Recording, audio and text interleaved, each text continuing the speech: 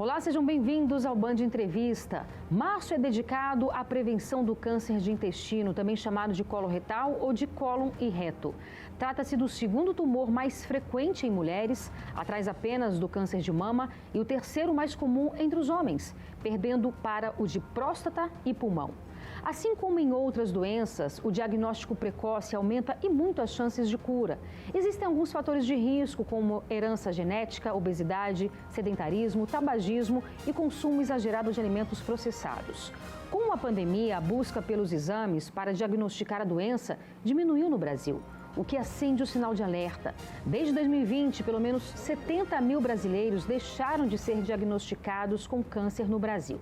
Sobre esse assunto, a gente conversa agora com o oncologista, Dr. Arilton Eleutério da Silva.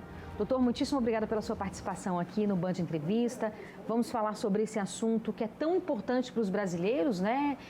Tá aí nesse ranking, nesse triste ranking de câncer, tá no nível bastante elevado, né? Sim, muito obrigado pelo convite, obrigado por estar aqui com vocês. É um prazer participar do Band Entrevista e, assim, a pandemia veio trazer transtorno, né, para todos nós, para todo mundo, e a gente hoje vê repercutindo no consultório o paciente que chega com o diagnóstico de câncer de cólon, esse paciente não tem chegado como deveria.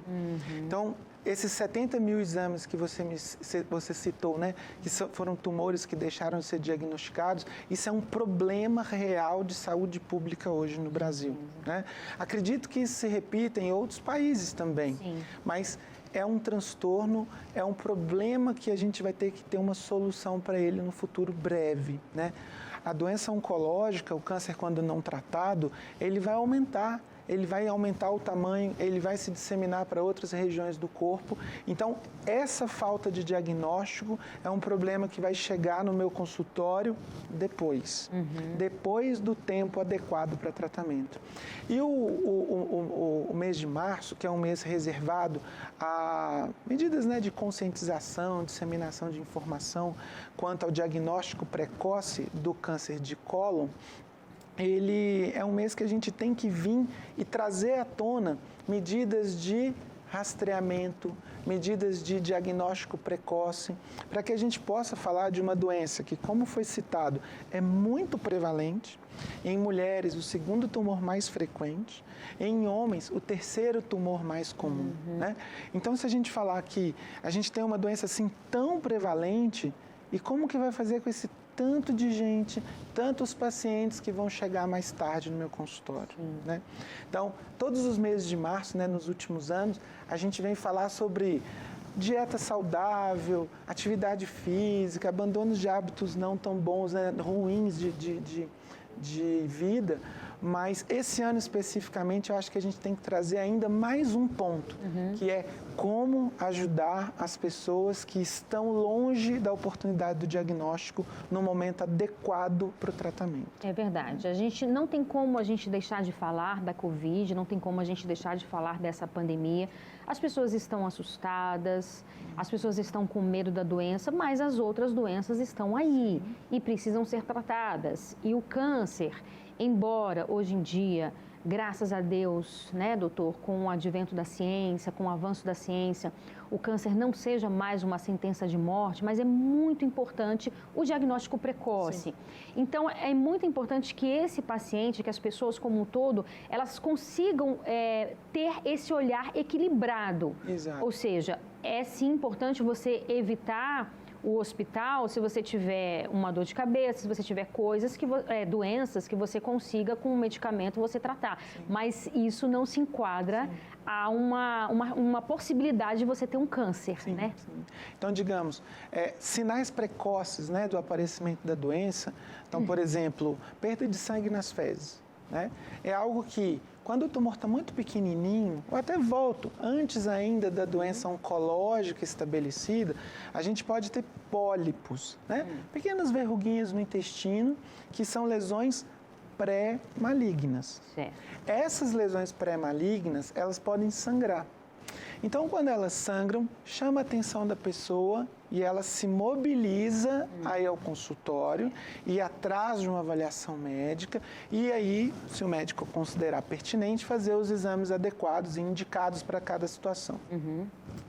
Mas, às vezes, é um sangramento que foi e parou.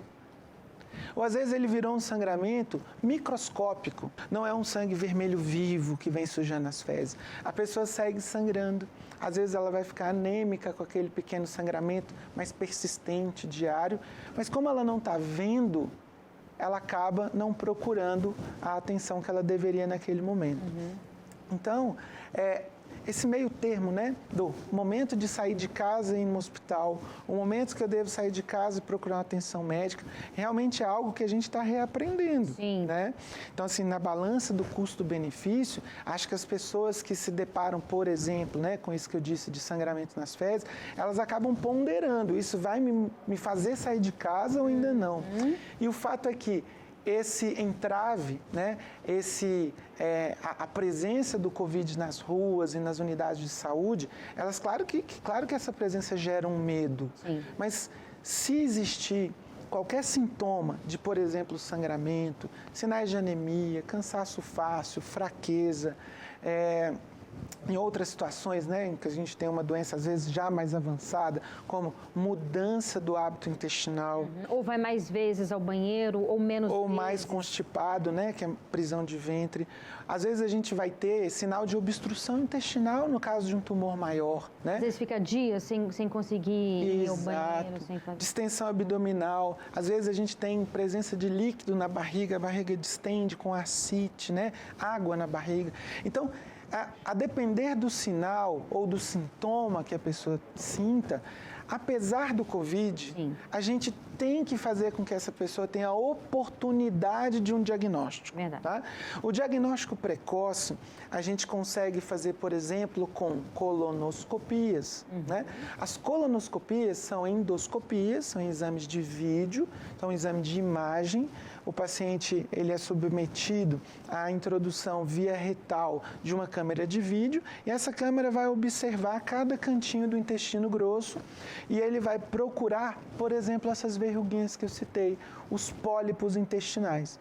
Os pólipos, na maioria das vezes, são lesões pré-malignas, mas no intervalo de anos, eles vão se desenvolver a doença maligna, né?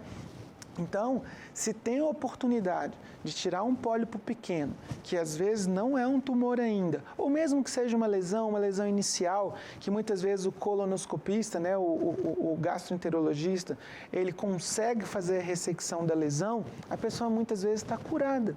Sim, é um exame, eu já tive a oportunidade de fazer, nunca tive a doença, mas já tive a oportunidade de fazer, e é indolor, porque você é sedado ali, então você não sente absolutamente nada. Exato. Agora sim, a gente fala da colonoscopia, que é um exame invasivo, mas pouco invasivo, né? Ele não é bem uma cirurgia. É um exame com sedação, a pessoa faz dormindo, ela nem lembra que fez o exame na maioria das vezes, mas se eu der um passo atrás da colonoscopia, uma pesquisa de sangue oculto nas fezes. Exame simples, barato, disponível na rede pública, por exemplo, né?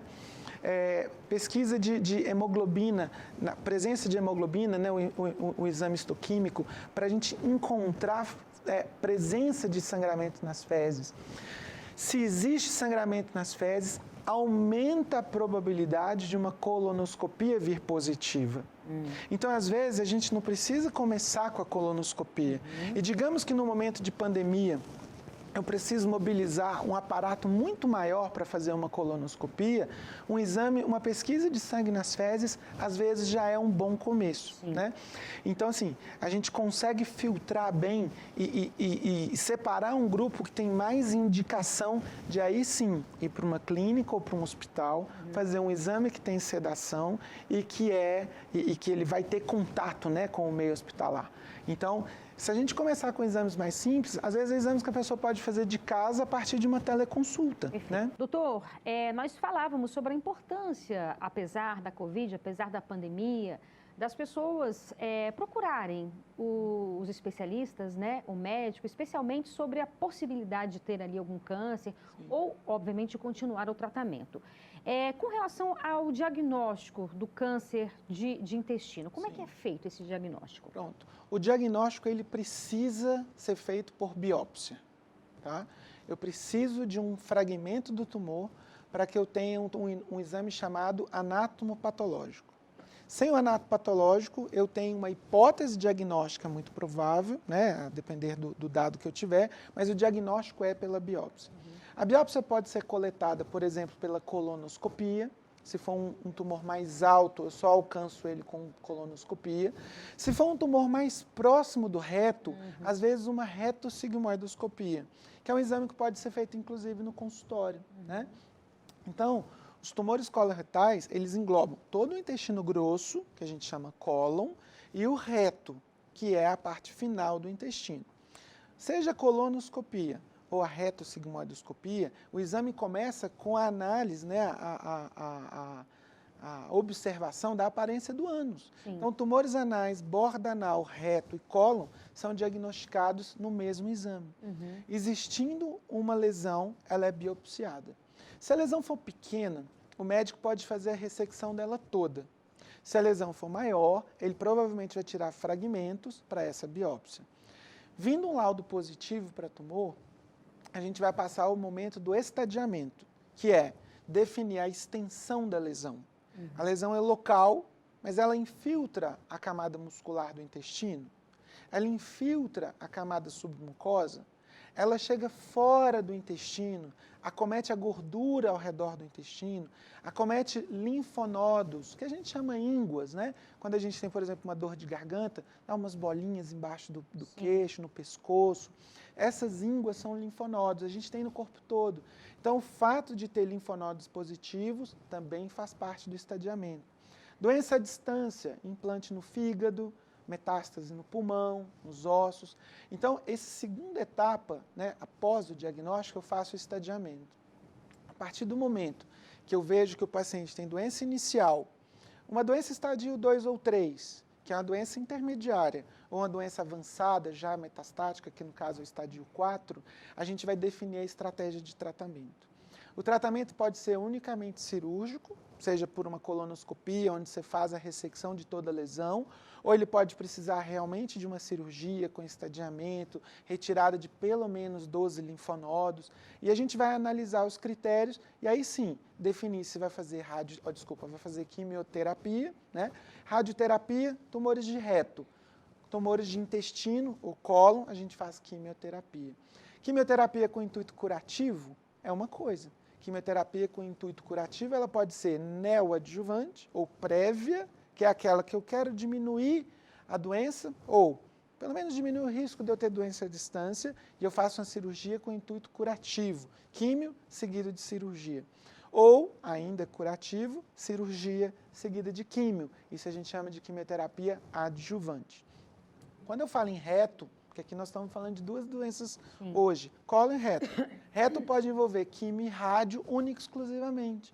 Então, hoje a gente tem tratamento com quimio e rádio que substitui uma cirurgia.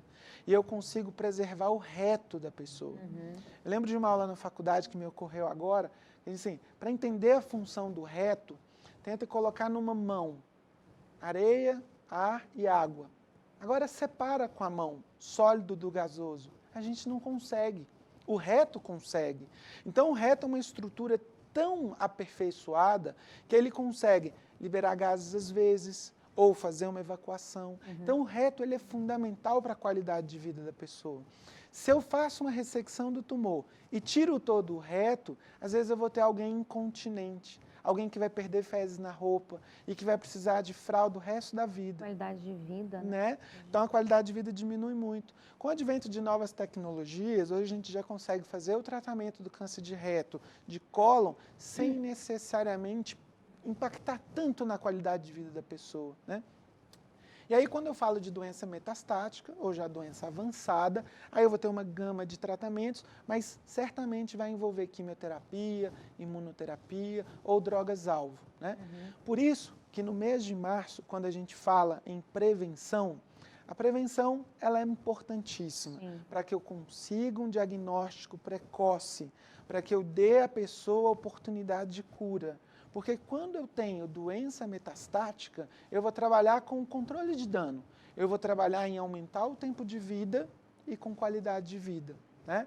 Mas a gente sabe que ao longo do tempo o paciente vai perdendo capacidade, autonomia, e isso vai impactar em muito, seja no psicológico, no orgânico do paciente, né? Então o mês de março ele é um mês importante para a gente falar em prevenção. E como é que é essa prevenção, doutor? Boa pergunta. A gente tem duas medidas de prevenção, ou pelo menos duas categorias de prevenção. Eu posso falar na prevenção primária, que é evitar que exista a doença em algum momento. E falar de prevenção secundária, que é pegar a doença ainda pequenininho. Quando eu falo em prevenção primária, eu tenho fatores que podem ser alterados e fatores que não podem ser alterados. Então, se você herdou de uma família uma carga genética e que te predispõe a tumores, eu não consigo mexer nisso. Isso é seu, veio nos gametas do pai e da mãe. Isso é uma carga genética, hereditária. Quando eu falo em fatores que eu posso intervir... Fatores externos. Exato. Aí eu vou estar falando de diminuir o consumo de carnes vermelhas, eu vou estar falando em diminuir o consumo de bebidas alcoólicas, tabagismo, cessar o hábito do cigarro. E hoje aqui a gente fala, o cigarro está associado com câncer de cólon? Tá. Mas também está associado com uma gama de outros tumores. Então, o cigarro é algo importantíssimo da gente bater. Chega, né? Já passou a moda, já passou o tempo desse... Que moda triste, né, doutor? Então, a gente ainda vai ter o consumo de fibras, vegetais, hortaliças, isso é protetor. Então, quando eu tenho uma dieta pobre em fibras, eu aumento o risco de tumor. Quando eu tenho uma dieta rica, por exemplo, em carnes, embutidos, então eu estou falando de defumados, linguiça, copa, salame, linguiça, salsicha, ou alimentos que eles são ultraprocessados, que vêm muito cheios, né, de químicas que a gente não conhece bem. Então, uma dieta equilibrada, com produtos naturais, que a gente tenta fazer um consumo maior de frutas, legumes, hortaliças e menos de carne vermelha, ou defumados, ou carnes embutidas, eu consigo contrabalançar, né, esse risco que você falou, fatores externos. Tem uns que eu trago comigo. Então, poxa, esses eu vou lidar com o risco. Mas aqueles que eu posso diminuir cabe o risco, a mim, né? Que cabe a mim, responsabilidade por que é não, minha, né? Por que não? É algo que eu posso fazer. É verdade. Né? Então, essas medidas de prevenção, a gente bate nela todos os meses de março. Todos os anos, várias vezes, a gente volta nos meios de comunicação, no meu consultório, a gente faz isso repetidas vezes, né? Então, assim, vamos pensar que eu tenho uma carga genética estabelecida, né? Então, eu tenho algumas síndromes genéticas que aumentam muito o risco da doença. Então, por exemplo, a polipose familiar. Eu posso te interromper? A gente vai continuar falando sobre isso no próximo bloco, tá bom? Então, a gente faz um breve intervalo e volta daqui a pouco. Não saia daí que eu te espero.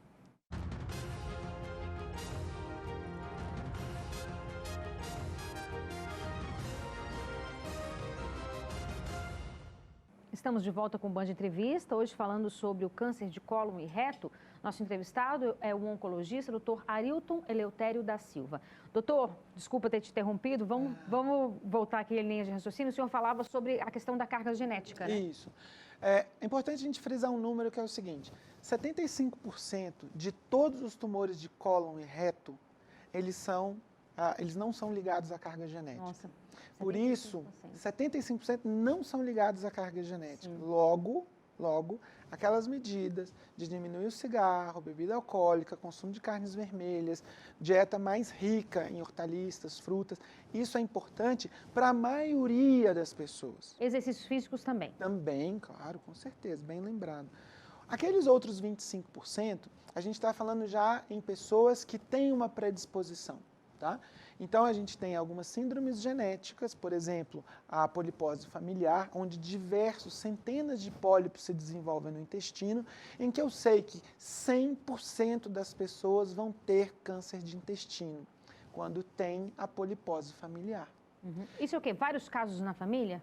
Na polipose familiar, são vários pólipos no intestino e todos os membros da família, ou boa parte deles, né, a doença ela costuma passar de pai para filho, ela vai seguindo na prole, né, e ela vai passando. Tanto que existe uma indicação de fazer a retirada do cólon na segunda década de vida. Poxa, com 20 anos de idade, é isso mesmo. Porque 100% das pessoas com essa síndrome vão ter câncer de intestino em algum momento. Né? Então a gente tem outras síndromes, a gente podia falar mais delas, mas eu acho legal a gente falar o seguinte. Muda a forma de fazer os exames preventivos ou para diagnóstico precoce a depender do cenário. Certo. Se eu tenho uma doença de perfil familiar, que significa o quê? Um familiar de primeiro grau com câncer de intestino. Então, por exemplo, pai, mãe, irmãos e irmãs. Tá? Ou dois familiares de primeiro ou segundo grau, dois ou mais familiares de primeiro ou segundo grau, ou mesmo familiares mais distantes, tá? Mas que tenham tido câncer de intestino. Esse dado, essa história familiar, acende uma luz amarela. Então, peraí, eu não tenho risco igual da população geral? Não, você não tem. A depender dessas características, eu indico inclusive a consulta com o geneticista, porque é importante estudar nas famílias a presença de uma síndrome hereditária, porque muda a forma de prevenção. Como? Se eu tenho pessoas em que a doença se repete na família, eu começo a prevenção muito mais cedo. Os guidelines, né, os consensos, seja no Brasil, seja fora do Brasil, eles costumam falar em começar os exames de rastreamento, por exemplo, colonoscopia, a partir dos 50 anos. Hoje eu já vejo a sociedade americana trazer para 45 anos, mas vamos dizer 45, 50. Mas se eu tenho alguém com 40 anos de idade na minha família, especialmente parente de primeiro grau, pai, mãe, irmãos, que tenha tido um câncer de intestino, colo reto, eu preciso começar o meu rastreamento antes. Quanto antes? 10 anos antes, no máximo 5 anos antes daquele familiar mais jovem. Por exemplo, com 40 anos, eu começaria com 30 ou 35 a rastrear o meu paciente. Rastrear não é tratar. Então eu vou procurar no intestino dele pólipos ou tumorezinhos pequenos que eu possa intervir no momento adequado, no momento precoce, com chance de cura. Mas vamos falar da população geral? Talvez, né, com certeza, o nosso maior público. Exames de pesquisa de sangue oculto nas fezes. Barato, fácil de fazer, disponível na rede pública. Exame veio positivo, colonoscopia, retossigmoidoscopia, o que eu tiver acesso mais fácil. Identificou uma lesão, aí eu vou para biópsia, tomografia, e aí eu vou procurar, por exemplo, metástases. Por exemplo, né, metástase do câncer de intestino no fígado, eu faço monitoramento com o PET. PET é um tipo de tomografia. Então, a depender do perfil da doença, muda os exames. Mas é importante frisar que, em quem não tem doença, começar o rastreamento a partir dos 50 anos. Até quando, doutor? Até os 75. Porque a partir dos 75, a expectativa de vida da pessoa já está menor. O benefício de um diagnóstico precoce também é muito menor. Então, assim, um dado estatístico, um pólipo, que é uma doença ainda pré-maligna, estima-se que demora até 10 anos para aquilo virar um tumor. Alguém com 75, fazer um diagnóstico de um pólipo, às vezes ele já tem outras várias doenças e a expectativa de vida dele já não é tão longa assim. Então a gente foca nesse grupo, 50 a 75 anos, colonoscopia. Exame normal, ótimo, um exame a cada 2, 3 anos, no máximo 5, se não tiver história familiar. Exame alterado, pólipo presente, controle anual, no máximo bianual, ok? Pesquisa de sangue oculto nas fezes, eu recomendaria todo ano para pacientes a partir dos 50 anos. Agora, a pergunta no consultório, né? Doutor, a minha tia teve com 55 um câncer de intestino. A minha mãe teve com 40 anos um câncer de reto. Esse paciente, com história familiar positiva, ele já não segue mais os consensos para toda a população. Ele vira um grupo separado, em que eu vou olhar mais de perto e os exames vão ser mais a miúde. Doutor, maravilha, muitíssimo obrigada pela sua participação aqui. Foi bastante esclarecedora a sua entrevista. Eu que agradeço. Muito obrigada. Obrigada a todos. Obrigada. E o Band Entrevistas de hoje fica por aqui. Muito obrigada pela sua companhia. Aproveite seu fim de semana e até sábado que vem. Tchau, tchau.